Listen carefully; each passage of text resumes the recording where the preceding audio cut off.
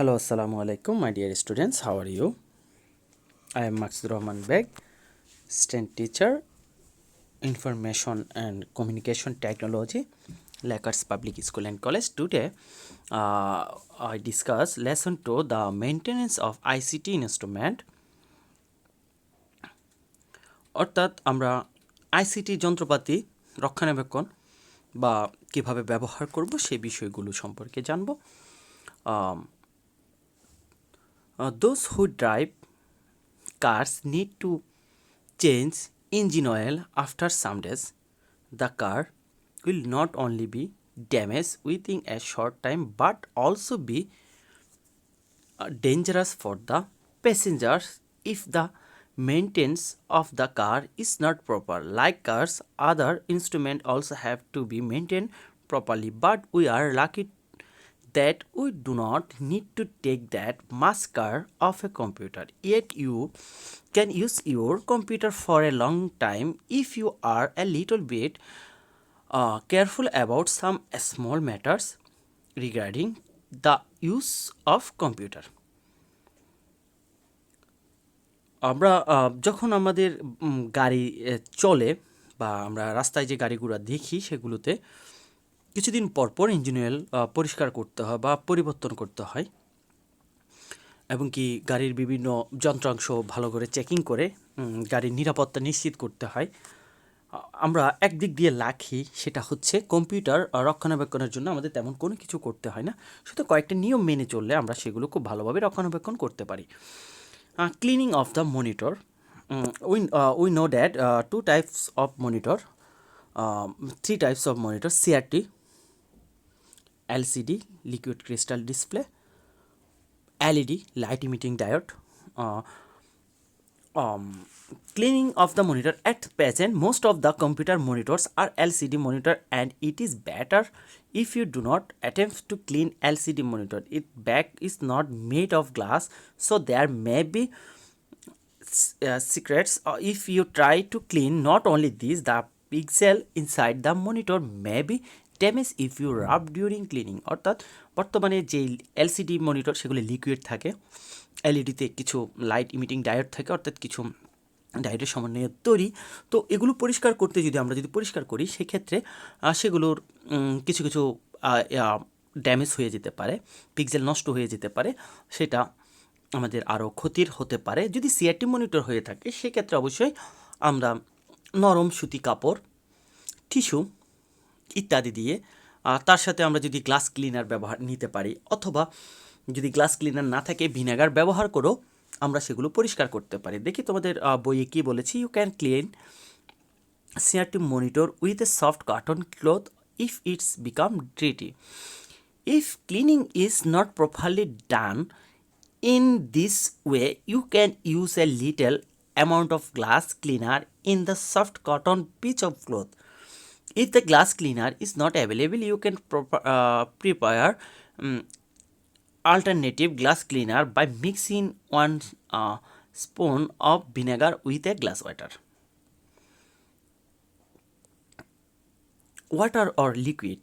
It is better not to keep water or any type of drinks near a computer when you use it, because if the water or any liquid suddenly falls on your computer may be damaged. Whether or any other drink is conductive, if it enters into the computer electric circuit, may be short circuit. If such type of incident happens, switch off the computer immediately and keep it under a fan for long time so that the weather is ambient.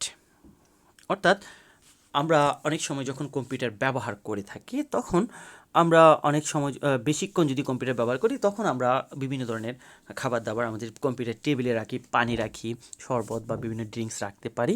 তো আমরা অমনোযোগিতার কারণে সেগুলো যদি আমাদের কম্পিউটারে পড়ে যায় সেক্ষেত্রে সেখানে যখন কারেন্টের সংযোগ থাকবে সেক্ষেত্রে সেখানে শর্ট সার্কিট হওয়ার সম্ভাবনা থাকে। সেক্ষেত্রে আমরা সুইচ অফ করে সেটা ফ্যান বা রোদে শুকিয়ে আমরা পুনরায় চালু করার চেষ্টা করব, কারণ এতে আমাদের ক্ষতি হওয়ার সম্ভাবনা থাকে। সেজন্য এই বিষয়গুলো আমাদের সতর্কতা অবলম্বন করতে হবে।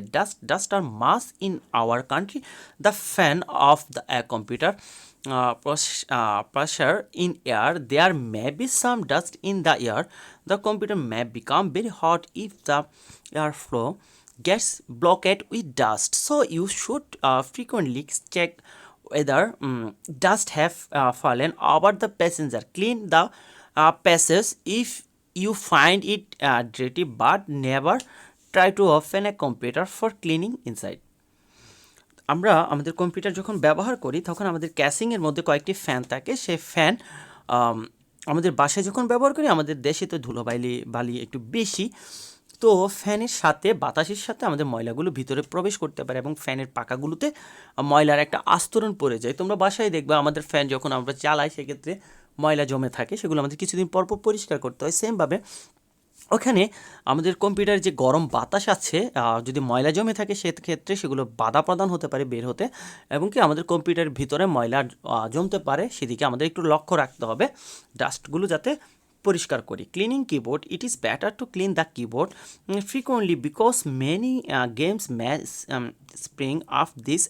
It is used by our finger of hands. Keys can be rubbed with a pieces of dry soft cotton cloth, and the ring of each key can be cleaned with cotton. But after this, make it upside down and giving a mild jerking for several times, and the keyboard will be somewhat clean. আমরা আমাদের কিবোর্ডে আমরা যখন অনেক দিন ব্যবহার করি, আমাদের হাতে বিভিন্ন ধরনের ভাইরাস বা বিভিন্ন জীবাণু থাকতে পারে, তো আমাদের কিবোর্ডে অনেক ধরনের ময়লা এসে জমে, সেই জন্য আমরা সেটা পরিষ্কার করা আমাদের প্রয়োজন। সেই জন্য কটন বাড বা টিস্যুর মাধ্যমে আমরা চারিদিকে সুন্দর করে পরিষ্কার করলে আমাদের যেই সমস্যা বা আমাদের কিবোর্ডটি অনেক দিন ধরে টিকে থাকবে এবং ভালোভাবে ইউজ করতে পারবো বা ব্যবহার করতে পারবো। The cleaning of mouse, at present almost all mouse are optical mouse. It functions when light is reflected. So if the lens of a mouse becomes dirty, it may not work properly. It just accumulated in the mouse. Detach the mouse from the computer and keep it upside down and clean the dirty spot with cotton wood and the rub with a soft cotton cloth.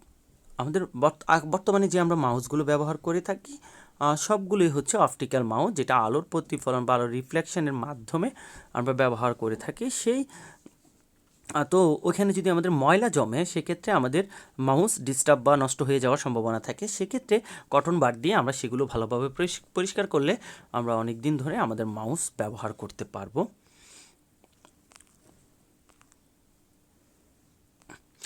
Lesson 3, the maintenance of a software. We have know that a computer has two parts. One is hardware and other is software. We have talked about the maintenance of hardware in the previous two chapter. Now you may ask a question, whether there is any necessity for the maintenance of software. আমরা এর আগে hardware কীভাবে রক্ষণাবেক্ষণ করব সেটা সম্পর্কে জেনেছি, কিন্তু সফটওয়্যার রক্ষণাবেক্ষণ আছে সেটা কি আমরা কি আদৌ জানি? অবশ্যই। সফটওয়্যার রক্ষণাবেক্ষণ বলতে আমরা বুঝি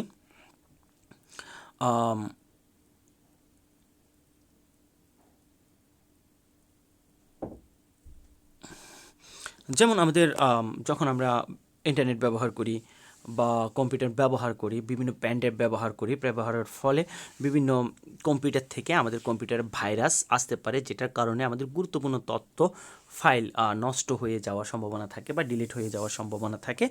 যেমন করে ভাইরাস, আমাদের মানুষের যে ভাইরাস, বর্তমান করোনা ভাইরাসের কথা চিন্তা করো, যে একজন থেকে অন্যজনে ছড়াচ্ছে, যেটা আমরা বুঝতেও পারি না কীভাবে ভাইরাসটা ছড়াচ্ছে। সেমভাবে এক কম্পিউটার থেকে অন্য কম্পিউটারেও ভাইরাস ছড়াতে পারে, আর এটা নিজে নিজে বংশ বিস্তার করতে পারে বা বৃদ্ধি হতে পারে। অর্থাৎ কোনো প্যান ড্রাইভ বা কোনো সিডির মাধ্যমে যদি আমরা অন্য কোনো কম্পিউটার থেকে কোনো ডাটা আনি, সেটা